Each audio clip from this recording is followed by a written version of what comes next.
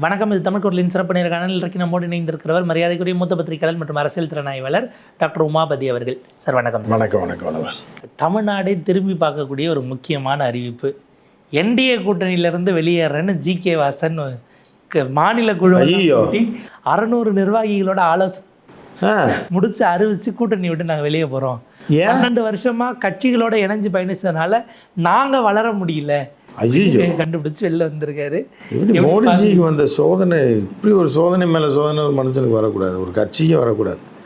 பாஜக இவ்வளோ பெரிய ஒரு சோதனையா அப்படின்ற மாதிரி. இப்போ ஜி.கே. வாசன் வளர முடியல. இப்போ ஜி.கே. வாசனுக்கு கிட்டத்தட்ட போகிற இடமெல்லாம் 10,000-20,000 பேர் கூடுவாங்க. இப்போ கூட நீங்கள் பார்த்தீங்க அப்படின்னா எங்கே போனாலும் ஒரு பெரும் கூட்டம் கூடும். அவரெல்லாம் வீக் ஆனதுனால தான் விஜய்லாம் வந்துட்டார். அவருடைய ஆட்கள் தான் விஜய்க்கு ஓட்டு போடுறாரு. ஏன்னா தலைவர் வரமாட்டார், என்டிஏ கூட்டணி போய் சேர்ந்துட்டார். இப்போ வெளியில் வந்துட்டாருன்னா இப்போ என்டிஏ என்ன ஆகுன்னு தெரியலையே.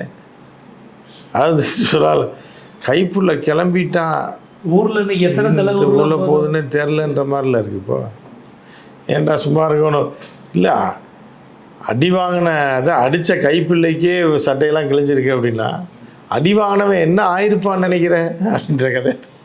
கைப்பிள்ளை ரிக்ஷாவை கிளம்பிட்டாங்கன்னு நினைக்கிறேன்.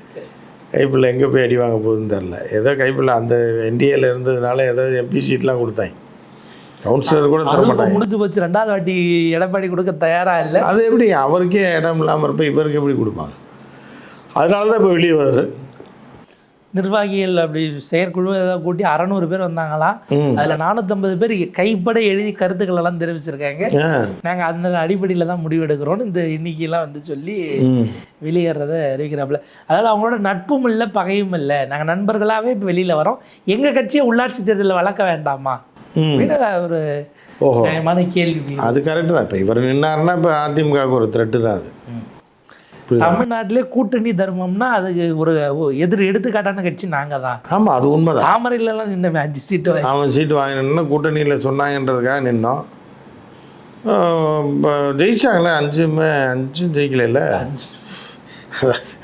அவங்க என்ன பண்ணுறாங்கன்னா டம்மி பீஸ் நிற்கிறதுக்கு ஆள் வேணும்னு சொல்லி நிறுத்தி விட்டாங்க தாமரையிலே.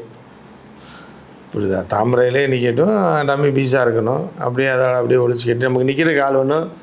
ஒரு கட்சி பொறுப்பு, ஒரு கடையை பொறுப்பாக கொடுத்துட்டோன்னு வைங்க. புரியுதா அவங்களுக்கு? அவ்வளோ பெரிய துணி கடையை பார்க்கும்போது அந்த 3வது தெருவில் இருக்க ஜாக்கெட் பெட்டு கடையை அவன்கிட்ட கொடுத்து பார்த்துக்க, அதுக்கு ஒரு ஆளை போட்டு பார்க்க முடியாது, கார்ப்பரேட் கணக்குலேயே சேர்க்க முடியாது. அதுக்கு எவனா ஒருத்தனை வேலைக்கு போட்டு மாதம் 5,000 சம்பளம் கொடுத்து தம்பி கடையை பார்த்துக்கின்ற மாதிரி தான் வச்சுருந்தாங்க. இப்போ அந்த கடைக்காரருக்கு ஊற்றாச்சு. இப்போ நான் உன்ட்ட வேலை பார்த்தேன்னா 5,000 எதுக்கு வேலை பார்க்கணும், இதே பக்கத்தில் நான் ரோட்டில் கடை போட்டாலே 15,000 கிடைக்கும்ல அப்படின்னு நினைக்கிறேன். அந்த மாதிரி தான் இப்போ ஜி.கே. வாசன் முடிவு பண்ணியிருக்காரு. நான் அவர்கிட்ட இருக்கிற 5 பேரைனாலும் காப்பாற்றணும்ல. ஒரு வக்கீல் ஒருத்தர் இருக்காரு, நம்ம நண்பர் ஒருத்தர் இருக்காரு. யுவராஜா விலகிறன்னு இளைஞரணி பொறுப்புலேருந்து இன்னைக்கு காலைல கடிதம் கொடுத்துட்டு விலகிட்டாப்புல. அவர் இவர் தனியாக வந்ததில் கோச்சிக்கிட்டாரா என்னன்னு தெரியல. அவரை கூப்பிட்டு கேட்காம மாட்டாங்கல்ல, லெட்டர் மட்டும். யுவராஜ் வந்து பெரிய தலைவருங்க, ஜி.கே. வாசனோட பெரிய. ஜி.கே. வாசனால் உருவாக்கப்பட்ட ஒரு மிகப்பெரிய ஒரு இளம் தலைவர், ராகுல் காந்தி மாதிரி. ஸோ அவர் போகிறான்ற போய் இப்போ இவர் எப்படி கட்சியை தாங்கி நடத்த போகிறான்னு தெரில. ஏற்கனவே வைகோ மகன் வந்து இப்போ நல்ல வேலை பேசிகிட்டு இருக்காப்புல. வேலை பேசி இதை எப்படியா வித்துடணும், மார்க்கெட்டிங் பண்ணணுன்றதுக்காக பைத்தியம் பிடிச்ச மாதிரி அவங்க அப்பாவே மெண்டல்னு இருக்காப்புல. ஐயோ, என்ன மெண்டல்னு சொல்கிறாரா, இல்லை அரக்கு இருக்கேன்னு சொல்கிறாரா, இல்லை கேனையன்னு சொல்கிறாரா, இல்லை கிறுக்கேன்னு சொல்கிறாரா, என்ன சொல்கிறான்னு தெரில.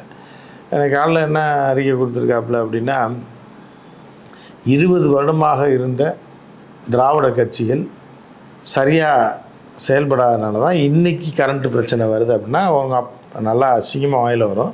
இருந்தாலும் நம்ம அதை அப்படி சொல்ல முடியாது.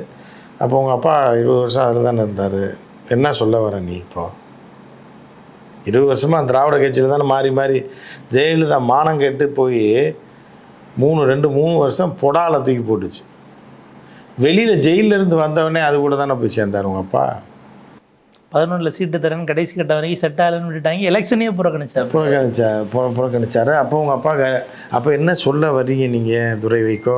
இந்த 20-25 உங்கள் அப்பா வந்து அரமண்டல்னு சொல்ல வரீங்களா, இல்லை கூமுட்டை கூவன்னு சொல்ல வரீங்களா?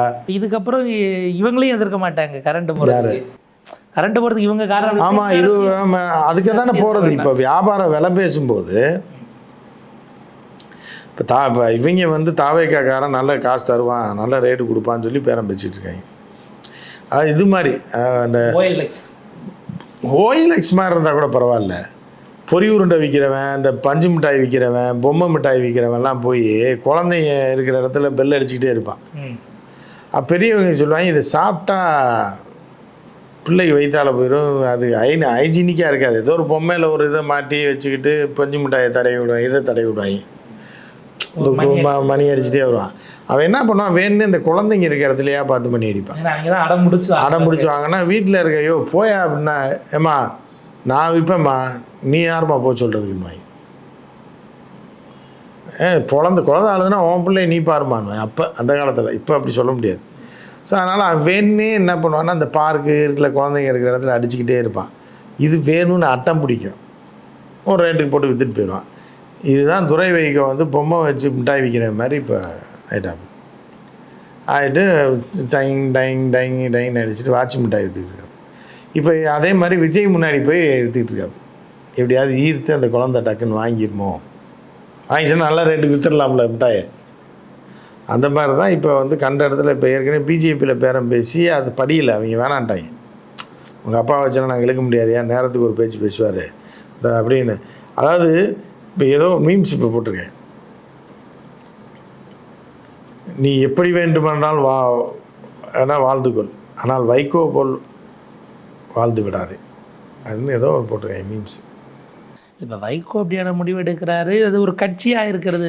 சில கட்சிகள் திடீர்னு முடிவு எடுக்கிறாங்க. அதுவும் பாருங்கள், ஒரு பலமாக தமிழறிவு மணியன் போய் சேர்ந்த பிறகு தமாக வெளில வருதுன்னா, வாசன் அவர்களுக்கு ஒரு ஏதோ ஒரு அரசியல் ஆலோசனையை அவர் கொடுத்துருக்க வாய்ப்பு இருக்கான்னு நம்ம பார்க்கலாம். இல்லை, அவர் கொடுத்துருக்க வாய்ப்பு இருக்குன்னு தமிழ் குருவி போன இடம் எவனுமே வழங்கினதா, அவன் பரம்பரையே வழங்கினதா சரித்திரம் கிடையாது. விஜயகாந்த் குடும்பமே அழிஞ்சு போச்சுல்ல. விஜயகாந்த் அரசியல் மட்டும் இல்லை, அவர் உயிரும் போய் அவர் கட்சியும் போய் கடைசியில் அந்த அம்மா அடித்து பிடிச்சி பல்ட்டி அடித்து ஏதோ திமுகவில் போய் சேர்ந்ததுனால தப்பிச்சிச்சு. இதே அன்னைக்கு திமுகவோட சேர்ந்துருந்தா விஜயகாந்த் நேரம் எங்கேயோ போயிருந்துருக்காரு. அப்போ அன்னைக்கு உடச்சி விஜயகாந்தை கொண்டு போய் ஜெயலலிதாட்ட கோர்த்து விட்டு காசை வாங்கிட்டு தமிழ் குருவி பண்ண வேலை தான் இது. அதுக்கப்புறம் தமிழ் குருவி என்ன பண்ணுது, இங்கே வருது. புரியுதா உங்களுக்கு? அண்ணாமலை ஆதரிச்சு வந்தாப்புல, மோடிஜி ஆதரிக்கிறவங்கள பேரில் அண்ணாமலைக்கு ஆதரிச்செல்லாம் பேட்டி இல்லை.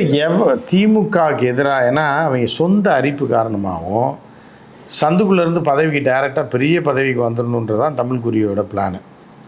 சில பேர் என்ன பண்ணுவாங்கன்னா, இப்போ ஆட்டோக்காரன் சில பேர் எல்லாரையும் சொல்லாமல் எவ்வளோ சொல்லு சார், கொடுங்க சார், கொடுங்க சார்னு சொல்கிறான்னா அவ்வளோ நல்லவன் நீங்கள் நினச்சிடக்கூடாது. வண்டி இறங்கும்போது திடீர்னு பார்த்தா 100 ரூபாய்க்கு 300 ரூபா கேட்பான். தம்பி என்ன தம்பி சார், என்ன சார் 7 கிலோமீட்டர் சார், நீ தான் கொடுக்குறத கொடுங்கன்னா, இப்போ 100 ரூபாய்க்கு 150 ரூபா கொடுத்துருக்கேன். இல்லை சார், அதுக்காக நீங்கள் பெட்ரோல் விற்கிற விலைக்கு நீங்கள் பாட்டுக்கு பண்ணி, அதுதான் நான் உன்ட்ட எவ்வளோன்னு முதல்ல கேட்டேன். இல்லை சார், அதுதான் சார் நியாயமான வாடகை தான் சார் கேட்குறேன். நான் 100 ரூபாய்க்கு 300 ரூபான்னு சொல்லி 200 வாங்கிப்பேன். சிலதான் சொல்கிறேன் நான், எல்லாரும் இல்லை. இந்த மாதிரி சீட்டிங் பண்ணுறவனை தான் நம்பக்கூடாது. நீ எந்த இருந்தாலும் கட்டன் ரைட்டாக பேசுகிறவனா நான் நம்பிடலாம். வரமாட்டேங்க, 200 ரூபா கொடுக்குறீங்களா, வர்றேன், இல்லைன்னா வரமாட்டேன்னு சொல்கிறவனா நம்பலாம். தமிழ் குருவி எப்படி டைப் அப்படின்னா, உள்ளே புகுந்து நான் காசு வாங்க மாட்டேன், பணத்துக்காக கிடையாது, பதவிக்காக கிடையாது, மொத்தமாக ஒருத்தர் நம்ம துண்டை போட்டு ஆட்டையை போடுறது தான் பிளான். சின்னதுக்கு ஆசைப்பட மாட்டாங்க. ஒன்று இவங்க என்ன, நம்ம ரஜினிகாந்தில் என்ன பண்ணுவார்னா, அவருக்கு அந்த அனுபவம் கிடையாது. படத்தில் நடிக்கிற சரி 5 பைசா கொடுத்தா வாங்க மாட்டார். ஒய்ஃபுக்கு ஹாஸ்பிட்டலுக்கு செலவு நான் ஏற்றுக்கிறேன்ட்டு இன்னொன்று யார்ட்டையும் காசு வாங்கி பழக்கம் இல்லைன்னு. அது கிடையாது மேட்ரு.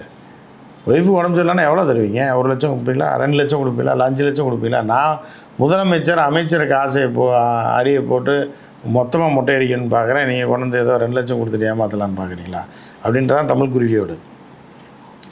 அப்படி தான் வந்து எங்கே போனது, விஜயகாந்திட்ட போனது காரணம் அதுதான். விஜயகாந்த் முதல்வர் ஆக்குறேன் அப்படின்னு சொல்லிட்டு ஒரு அமைச்சர் பதவி மாதிரி பிடிச்சிட்டு பெருசாக ஆட்டையை போடுறது, அது மொத்தமாக போயிடுச்சு. கம்யூனிஸ்டுகள் எல்லாத்தையும் ஒழிச்சு மொத்த வாயிலையும் மண்ணை போட்டு விட்டாப்பு. அதுக்கடுத்து அந்த ஆள் போன இடம் பூரா எதுவுமே விளங்கலை. இப்போ ஜிகே வாசனை அடிமண்ணோட பேர்த்தெடுக்கிறது தான் இப்போ போயிருக்காப்புல. அதே மாதிரி தான் நடக்க போகுது இப்போ. என்னுடைய இம்பேக்ட் இல்லை கேட்பாங்க, இல்லை உனக்கு எதுக்கே ஓட்டு போடணும், நீ என்னையா பிடுங்கன்னு கேட்பாங்க. ஒருத்தர் அரசியலுக்கு வரவனை, நான் வரேங்க எனக்கு ஓட்டு போடுங்கன்னா என்னன்னு கேட்பாங்க. இல்லை இப்போ அதே மாதிரி ஜிகே வாசனையும் கேட்பாங்க.